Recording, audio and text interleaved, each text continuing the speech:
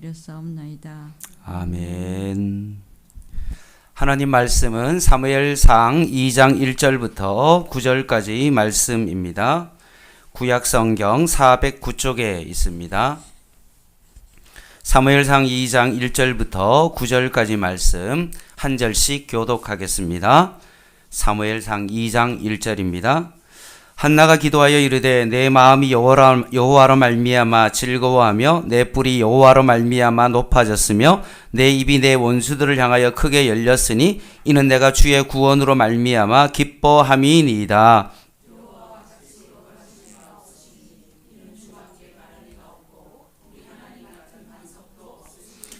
심히 교만한 말을 다시 하지 말 것이며 오만한 말을 너희 입에서 내지 말지어다. 여호와는 지식의 하나님이시라 행동을 달아보시느니라.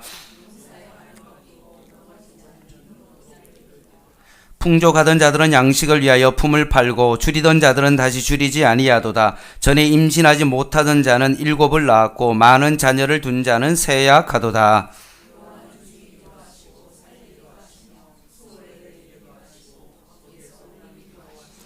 여호와는 가난하게도 하시고 부하게도 하시며 낮추기도 하시고 높이기도 하시는도다.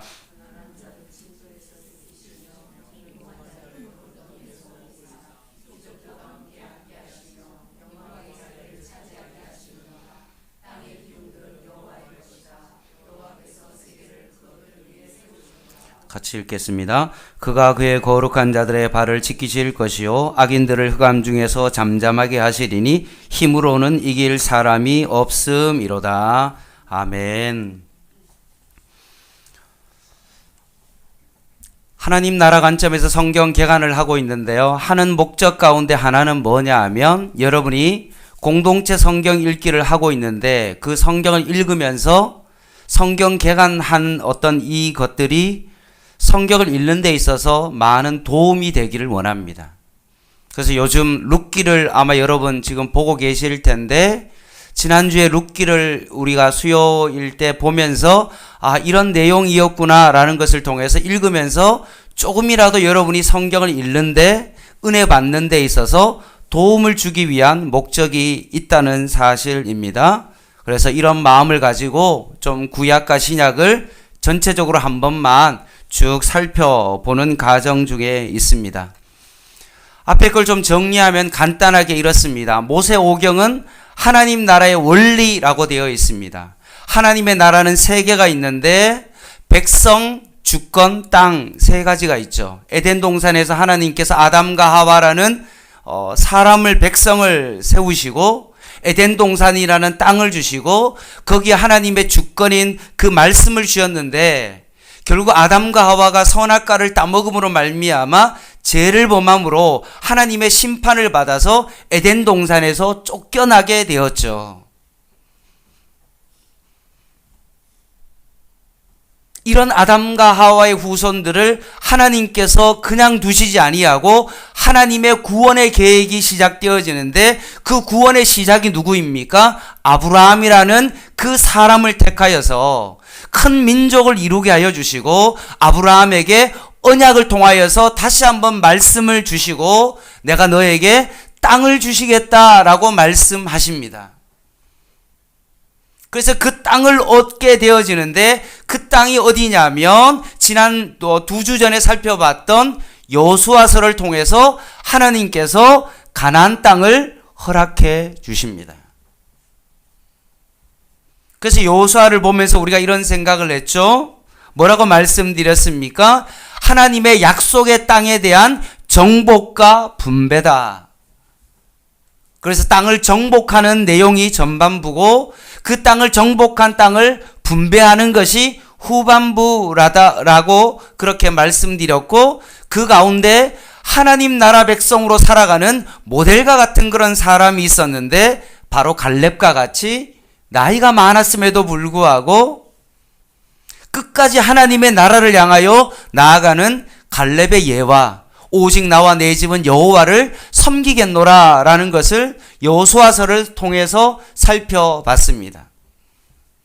그런데 이 가나안 땅에서의 어떤 그 삶이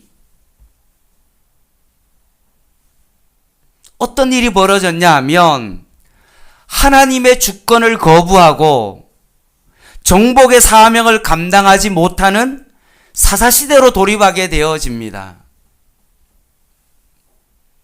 요수아가 죽고 난 다음에 사람들이 계속해서 하나님의 약속을 바라보며 그 땅을 정복해야 되는데 막상 보니까 어떻습니까? 산지가 너무나 험악하니까 저 땅은 아무래도 우리한테는 안 맞아. 저 가나안 족속 보니까 등치가 너무나 커.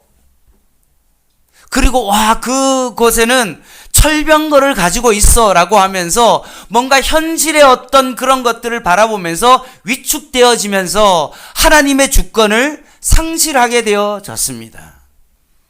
그래서 이스라엘 백성이 가나안 땅을 하나님께서 허락했음에도 불구하고 그 땅을 정복하지 못함으로 말미암아 혼란이 찾아오게 되어집니다. 이것이 바로 사사시대의 300년 동안의 암흑기가 일어납니다.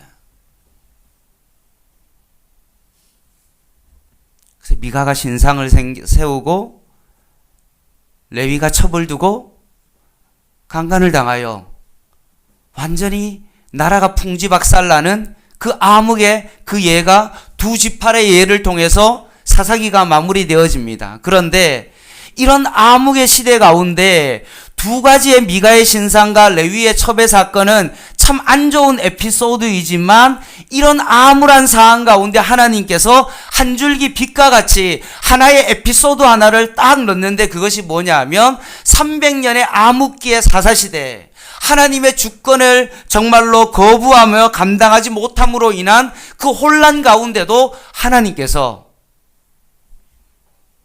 하나님의 주권을 인정하는 룻과 보아스를 우리는 룻기를 통하여 만나보게 되어집니다. 아무리 암울한 시대 가운데 있다 할지라도 모두 다 그런 것이 아니라 하나님의 주권을 인정하고 살아가는 룻과 보아스라는 그 가정을 통하여서 결국 하나님의 나라가 회복되어졌다는 것입니다. 그래서 제가 이런 이야기를 드렸습니다. 하나님이 허락하신 땅에서 하나님의 주권을 거부하고 정복의 사명을 감당하지 못해서 암흑 가운데 있었지만 그 가운데서도 하나님의 주권을 인정한 롯과 보아스를 통해서 가정이 회복되어지니 어떤 일이 벌어졌습니까? 나라가 회복되어지는 그 놀라운 일로 확장되어지고 있다는 사실입니다. 이런 룻기와 연결되어서 사무엘상이 시작되어지니까 우리가 이 룻기와 사무엘상이 연결되어진다고 그러면 이 어두움 가운데 룻과 보아스를 통해서 한 줄기 빛을 통해서 나라가 회복되어질 어떤 조짐을 룻기를 통해서 보이고 난 다음에 사무엘상으로 딱 들어가니까 우리의 마음 가운데 어떤 마음이 있습니까? 뭔가 하나님의 주권이 회복될 것 같은 소망을 가지고 우리는 사무엘상을 보게 되어진다는 것입니다. 그래서 사무엘상은 어떻습니까? 기도하는 한나로부터 시작해가지고 결국 다윗 왕이라는 어떤 왕이 훈련되어지가는 어떤 그 가정 속에 사무엘이 마무리되어지는 것입니다. 더 정리를 하면 한나를 통해 성전에 드려진 그 사무엘이 나타나고 그 이전 이야기 우리가 말씀드렸던 룻과 보아스를 통해서 태어난 오벳이라는 그 아이의 자손 다윗을 세워서 하나님의 주권이 회복되어져 가는 그런 이야기다라고 보면 됩니다. 표를 한번 PPT를 한번 보겠습니다.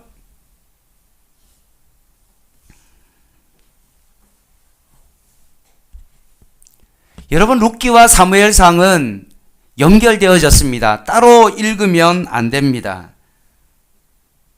그런데 사무엘상을 조금 더 입체적으로 보면 1장부터 15장까지는 한나와 사무엘이 나오고요. 16장부터 31장까지는 다윗이 나옵니다. 그런데 거기에 보면 한나, 사무엘, 다윗이라는 우리가 사무엘상을 보면서 세 사람의 인물에 주목해야 되는데 이와 마찬가지로 대조적으로 나오는 인물이 나옵니다. 한나의 대조되는 인물이 누구입니까? 뭐라고 나와 있죠? 여기에 분인나. 사무엘과 대조되어지는 사람이 나오는데 누가 나옵니까? 제사장 홈니와 비느하스. 다윗이 나오는데 거기에 대조군으로 나오는 사람이 누구입니까? 사울입니다. 또 구체적으로 보면 이렇습니다. 아이를 낳지 못하는 한나가 나오고요. 아이를 낳은 분인나가 나옵니다. 성전에 들어가서 사안으로 들어가는 사무엘이 나오고요. 그와 반대로 성전에서 제사장의 역할을 맡는 홈니와 비느하스가 나옵니다. 다윗은 왕을 위하여 나라를 위해서 뭔가 신하로서 끊임없이 정말로 전쟁을 치르지만 신하로 핍박받는 다윗이 나오고요. 그와 대조적으로 왕인 사울이 나옵니다.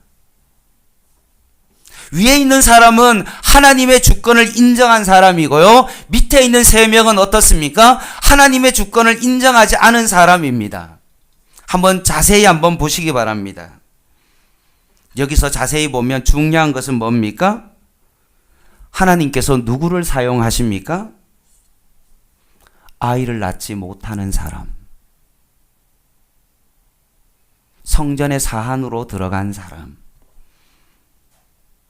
신하로서 왕에게 늘 핍박받고 도망가는 그 사람을 통하여서 하나님의 주권을 인정하는 그 사람을 통해서 그 가나안 땅이 하나님의 주권이 회복되어진다는 사실입니다. 그래서 사무엘상은 사사기에 하나님의 주권이 실패하고 혼란 가운데 있었는데 사무엘상은 다시 한번 하나님의 주권이 회복되어져 가는 그 가정의 원리가 여기에 숨어 있는데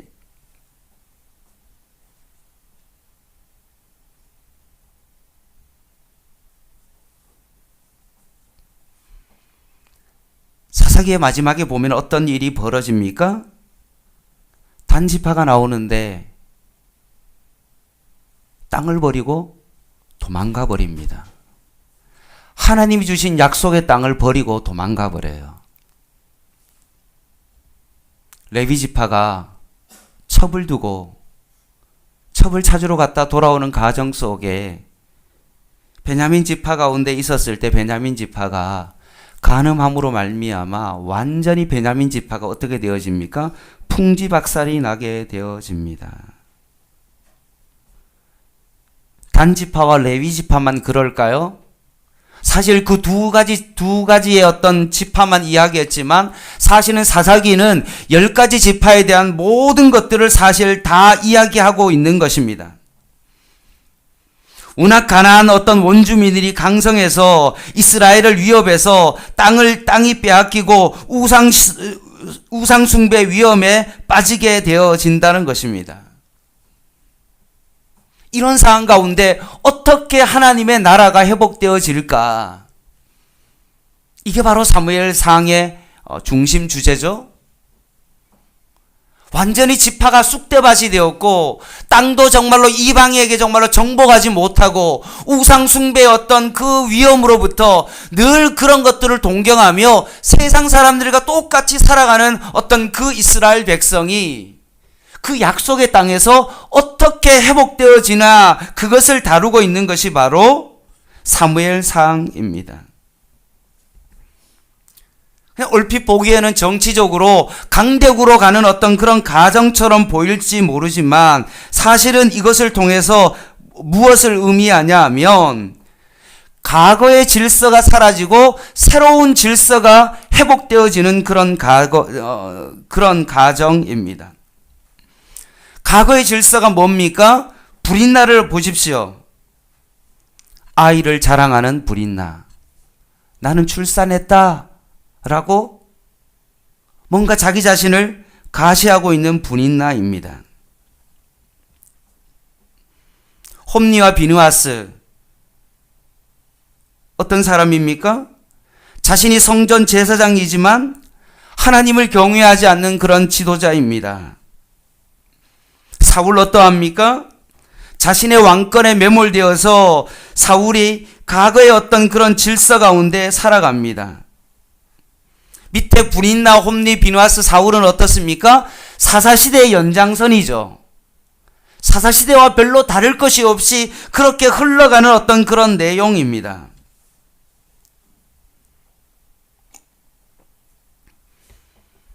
과거의 질서 가운데 살아가고 있는 이런 사람 속에서 하나님께서 새로운 질서를 세우는데 그 새로운 질서가 뭡니까? 불이 나는 자식이 내 거라고 생각하고 내가 이 아이를 낳았기 때문에 호강을 할 수 있다라고 생각하는데 한나는 어떻게 합니까? 새로운 질서가 나타나는데 그거에 뭡니까? 자기 자식을 하나님 앞에 드리는 겁니다.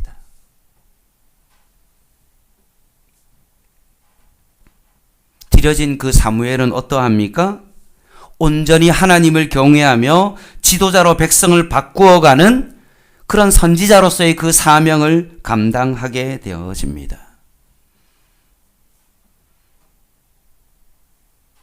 홈리와 비누아스는 자기가 그래도 제사장이라고 자기 마음대로 갈고리로 고기를 막 먹어버리고 함부로 제사를 막 드리는데 새로운 질서인 사무엘은 하나님의 주권과 하나님을 경외하시는 마음으로 어떻게 하든지 백성을 하나님께 인도하려고 애쓰는 그런 선지자로서의 어떤 그 역할, 정말로 보이지 않는 그런 제사장으로서의 그 역할을 감당하고 있는 것입니다.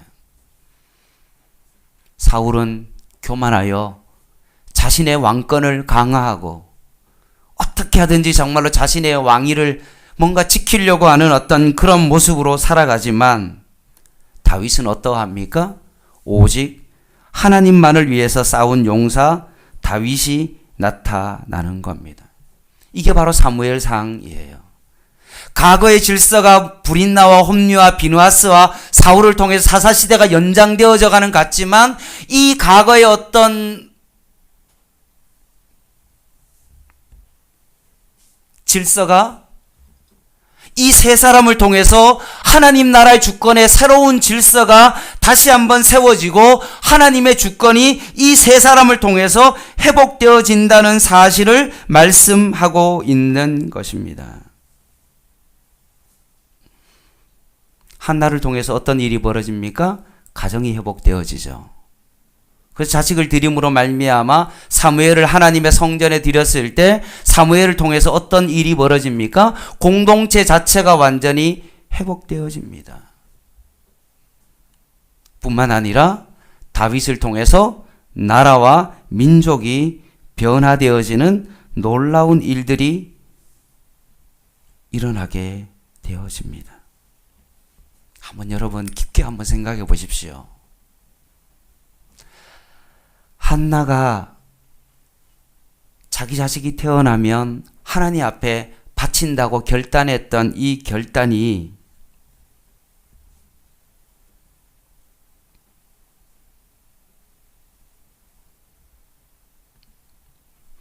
성전에서 악습을 본받지 아니하고 하나님을 경외하는 지도자로 사무엘로 확대되는 것을 알았을까요? 아마 몰랐을 겁니다. 자신은 정말 하나님 앞에 결단하고 뭔가 하나님 앞에 조그만 것이라도 내가 하나님 앞에 정말로 드리고자 하고 죽이기도 하시고 살리기도 하시는 하나님께서 생명을 주신 분도 하나님이시기에 내가 이 아이를 하나님 앞에 드린다는 이 작은 결단을 통하여서 어떤 일이 벌어졌습니까? 공동체가 살아나는 엄청난 일들이 벌어졌다는 것입니다.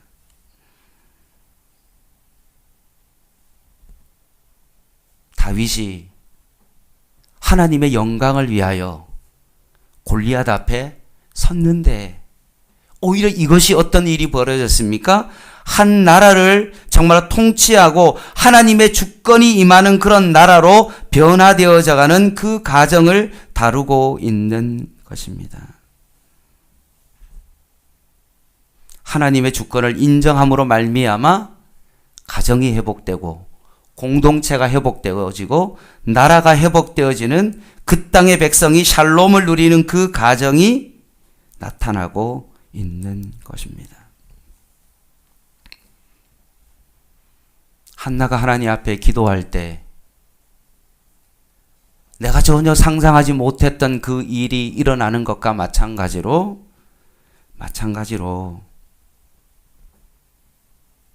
이 땅 가운데 하나님의 나라가 회복되어져 가는 그 가정은 우리가 생각하는 것처럼 뭔가 이념이 앞서 있고 정치적으로 어떤 것을 함으로 말미암아 나라가 변화되어지는 것이 아니라는 것을 분명히 오늘 이 사무엘상 말씀은 우리에게 전하고 있습니다. 하나님의 나라가 회복되어지고 하나님의 주권이 회복되어져 가는 이 가정은 어떤 겁니까? 한 사람이 주님 앞에 믿음으로 결단할 때 가정이 변화되어지고 공동체가 변화되어지고 나라가 변화되어진다는 사실입니다. 그러니 우리가 어떻게 살아가야 됩니까? 자꾸 뭔가 정치적으로 나라를 변화시키려고 뭔가 이념적으로 나라가 변화되어지는 어떤 그런 것을 바라보는 것이 아니라 단 사무엘상을 통해서 우리가 꼭 깨달아야 되는 것은 무엇입니까? 우리도 한나처럼 우리가 읽었던 사무엘상 2장 1절에서 9절 말씀처럼 여호와는 죽이기도 하시고 살리기도 하시는, 가난하게도 하시고 부하게도 하시는 하나님의 주권을 인정할 때 하나님의 나라가 회복되는 겁니다. 양문교회가 특별히 제가 오늘 이 수요예배를 준비하면서 양문교회에 정말 많은 사람들이 있지만 특별히 이 설교를 듣는 그 사람만이라도 한 사람만이라도 한나처럼 하나님의 주권을 삶 가운데 인정하는 그 사람이 있다면 하나님께서 우리가 예상치 못한 가정이 회복되어지고 공동체가 회복되어지고 나라가 회복되어지는 놀라운 일이 일어날 줄 믿습니다.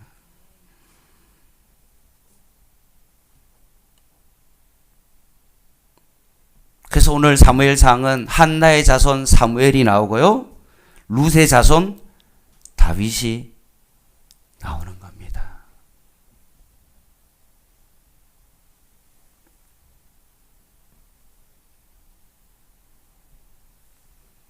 우리가 하나님의 주권을 인정하고 믿음으로 살아가면 내 혼자만의 신앙만이 좋아지는 것이 아니라 나를 통해서 가정과 공동체와 나라와 민족이 변화되어진다는 것입니다.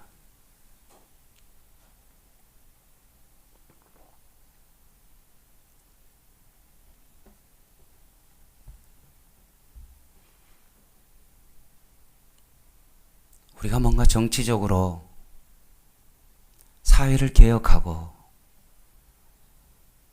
어떤 일을 꾸미며 그렇게 하면 나라가 바뀔 수 있는 것처럼 우리가 생각하지만 저는 하나님의 말씀에 근거하여 정말로 이 땅 가운데 하나님의 주권이 임하는 유일한 방법은 내가 하나님의 주권을 인정하고 하나님께서 내 삶을 주관하신다는 사실을 믿고 내가 하나님 앞에 기도하면서 결단할 때 이 기도를 통해서 하나님께서 역사하신다는 겁니다. 여러분이 오늘 이 저녁에 이런 소망을 가지고 하나님 앞에 함께 기도했으면 좋겠습니다. 여러분이 강장에 나가지 않다 하더라도 오늘 이 시간 하나님의 주권을 인정하고 우리가 하나님 앞에서 정말로 오늘 간절히 한나처럼 주님 앞에 기도하면 이 기도를 통해서 하나님의 나라가 회복되어질 줄 믿습니다. 이것이 바로 사무엘상입니다. 그러면 이제 사무엘하 조금만 더 살펴보고 마무리하겠습니다.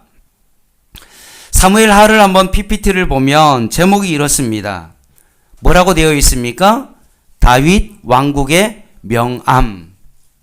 다윗 왕국에 좋은 일도 있고 안 좋은 일도 있습니다. 좋은 일은 10장까지 있고 안 좋은 일은 11장부터 20장까지 있고요. 그리고 뒤에 보면 다윗의 어떤 모든 것들을 정리하고 요약하고 통치의 요약과 평가가 나오는 것이 바로 사무엘하입니다. 성경이 우리에게 참 유익이 되어지고 참 우리에게 좋은 이유는 뭐냐 하면 대부분 어떻습니까? 내가 예를 들어서 자서전을 낸다든지 어떤 책을 내면 어떻습니까? 사실은 좋은 부분만 내겠죠. 근데 성경은 그렇지 않습니다. 다윗의 밝음도 있고 다윗의 어두운 부분을 통해서 그 모습을 통해서 성경은 우리에게 교훈을 주고 있다는 말씀입니다. 사무엘상을 통하여서 하나님의 주권이 회복되고 그 땅이 한나와 사무엘과 다윗을 통해서 그 땅이 회복되었습니다. 그리고 그 회복된 땅이 그 결과로 어떻게 되어지냐라고 했을 때 1장에서 10장 말씀에 있는 것처럼 밝음이라고 되어 있죠.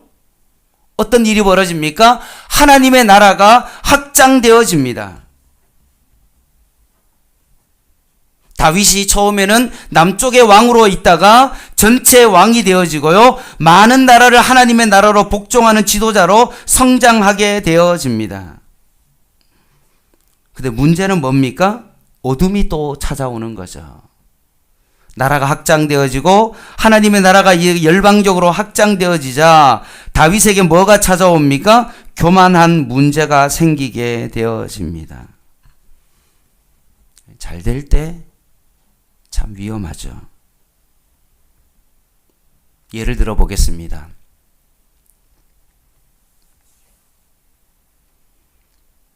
대학 붙으면 어떤 일이 벌어집니까? 하나님 떠나죠.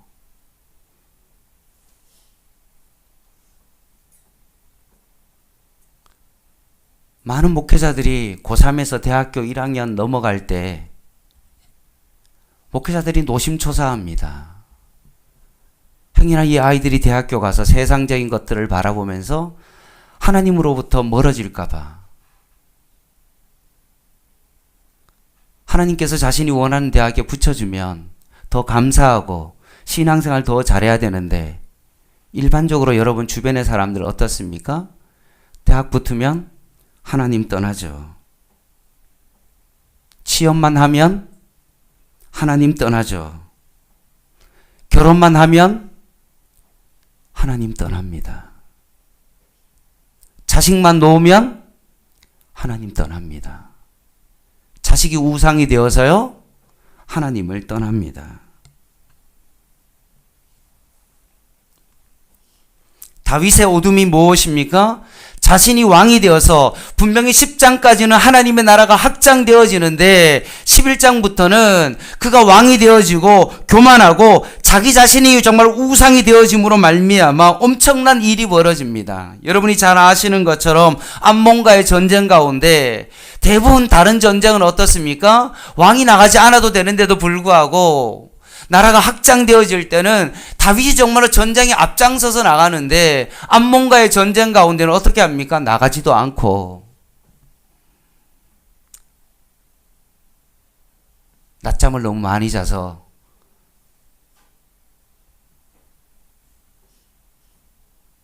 밤에 궁궐 위에 옥상에 있다가 우리 아내 밧세바를 보며 간음을 하게 되어집니다. 그리고 밧세바를 간음 사건을 감추려다가 어떤 일까지 합니까? 살인까지 합니다. 일파만파로 문제가 커집니다. 그것만 있습니까? 다윗의 아들 압살롬이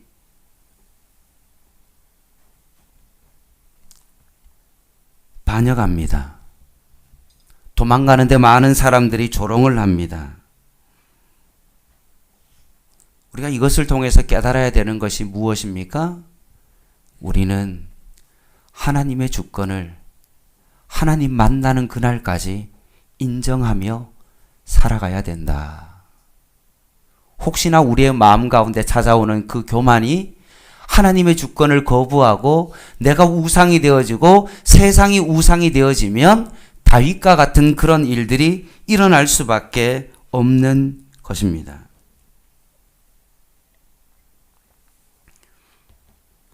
다윗의 전성기의 밝음 때는요, 사울이 죽자 사무엘 하에 보면 다윗이 예상외로 사울과 요나단을 애도합니다. 그리고 하나님의 명령에 따라 헤브론에 즉위를 합니다. 즉위 과정에서 반역자가 나오지만 그것이 진압되고 온 이스라엘의 왕이 되어집니다. 그런데 다윗이 왕이 되고 난 다음에 여러분 처음 한 게 뭔지 아십니까?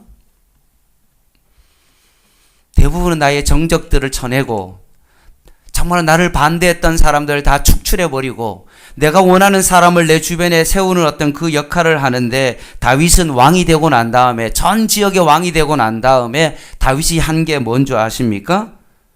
여부스와의 전쟁을 합니다. 하나님께서 약속한 그 땅 가운데 400년 동안 한 번도 정복하지 못한 요새와 같은 여부스를 전쟁을 치릅니다. 여러분 생각해 보십시오. 400년 동안 얻지 못했던 그 땅이라고 그러면 얼마나 철저한 요새와 같은 그런 땅이겠습니까? 여부스가 얼마나 강한지를 보여주는 그런 예입니다. 다른 데는 다 정복해도 여부스만큼은 정복할 수 없는 땅이 바로 거기입니다. 근데 다윗이 왕이 되고 난 다음에 첫 번째 한 게 뭡니까? 밝음이잖아요. 땅을 정복하기 시작하는데 여부스를 정복하고 난 다음에 그 여부스의 그 땅의 이름을 뭐라고 하냐 하면 여러분이 너무나 잘 알고 있는 예루살렘으로 그것을 바꿉니다. 강력하게 전쟁을 치러서요, 축출하고 예루살렘으로 이름을 바꿉니다. 그리고 블레셋과의 전쟁 가운데서요, 승리하고요, 정말로 다윗의 왕권을 강화하고 그 이후에 여러분이 잘 아는 것처럼 법궤를 이스라엘로 옮깁니다. 그리고 성전을 건축하려고 하는 그런 마음을 하나님 앞에 어필합니다. 그것을 보면서 하나님께서 다윗의 마음이 정말로 합한 자다라고까지 말씀하십니다. 이것이 바로 다윗의 밝음입니다. 근데 아까 말씀했던 것처럼 다윗의 어둠이 나오죠? 밧세바와 간음하고 남편 우리아를 계획적으로 죽입니다. 어둠 가운데 다윗에게 어떤 일이 벌어집니까? 간음에서 낳은 그 아들이 결국 태어나자마자 죽습니다. 다윗이 얼마나 슬플까요? 이것이 바로 다윗의 어둠입니다. 자녀들이 싸워서요, 압살롬이요, 암논을 죽여버립니다. 생각해 보십시오. 자식이 있는데 자식끼리 싸워서 죽인다. 이게 얼마나 슬픈 사실입니까? 아이가 태어나자마자 죽어버리고 있는 자식들은 서로 싸워가지고 서로를 죽여버리고 결국 압살롬이 결국 아버지를 반역하고 다윗의 많은 신하들이 자신을 믿고 따랐던 그 많은 신하들이 압살롬으로 가게 되어집니다.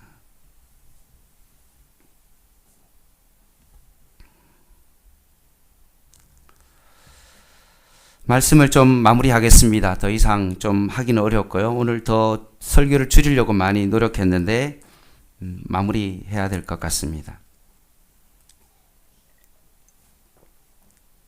부족한 부분은 한 10줄 정도는 다음 주에 좀 하겠습니다.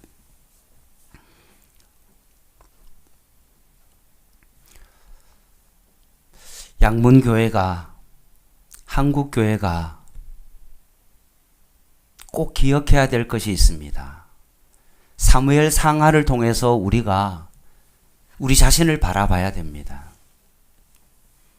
20세기에 이 세상에서 가장 큰 하나님의 축복을 받은 곳이 어디입니까? 한국교회죠. 엄청난 하나님의 축복을 받았습니다. 그럼 우리가 기억해야 되는 것은 무엇입니까? 끝까지 하나님의 주권을 인정하고 우리가 세상 가운데 빠지지 아니하고 끝까지 한나와 사무엘과 다윗과 같이 끊임없이 하나님의 주권을 인정하며 살아가야 됩니다. 행여나 다윗처럼 내가 좀 권력이 있고 나라를 정복하고 나라가 확장되어져가는 어떤 그 가정 속에 혹시나 교만하고 왕권이 나에게 우상이 되어서 그것 때문에 그의 인생 가운데 어두움이 생기고 나라가 완전히 정말로 다시 한번 망가뜨려지는 그런 일들이 우리의 삶 가운데 생기면 안 된다는 것입니다. 사랑하는 성도 여러분, 우리가 하나님으로부터 얼마나 많은 축복을 받았습니까? 이 은혜를 우리가 절대로 잊으면 안 됩니다. 여호와께서 죽이기도 하시고 살리기도 하시는 그 하나님의 주권을 한국교회는 날마다 그것을 인정하며 우리는 주님 앞에 한나처럼 엎드리는 길 외에는 없습니다. 세상을 변화시키는 일은 정치적인 어떤 그런 것을 통해서 변화되어지는 것이 아니라 정말로 우리가 우리의 삶 가운데 하나님의 주권을 인정하고 우리의 일상의 삶 가운데 그것을 인정하며 살아가는 것만이 유일한 하나님 나라의 회복의 방법입니다. 이런 삶을 같이 꿈꾸며 살아가는 저와 여러분 되시기를 주님의 이름으로 간절히 부탁을 드립니다. 기도하겠습니다.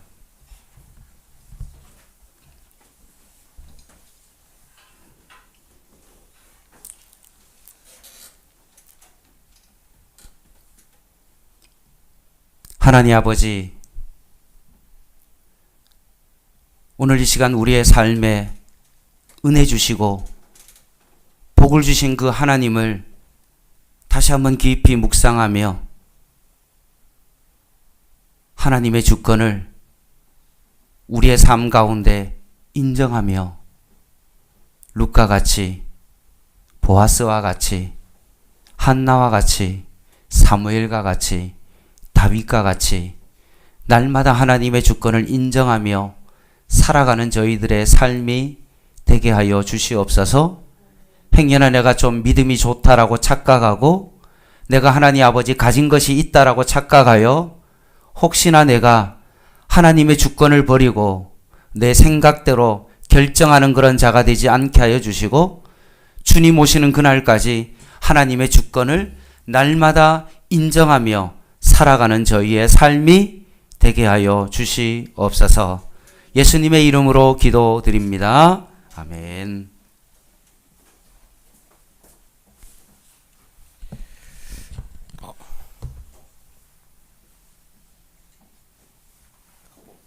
뭐가 갑자기? 괜찮. 자, 우리 찬양하도록 하겠습니다. 주의 나라가 임할 때.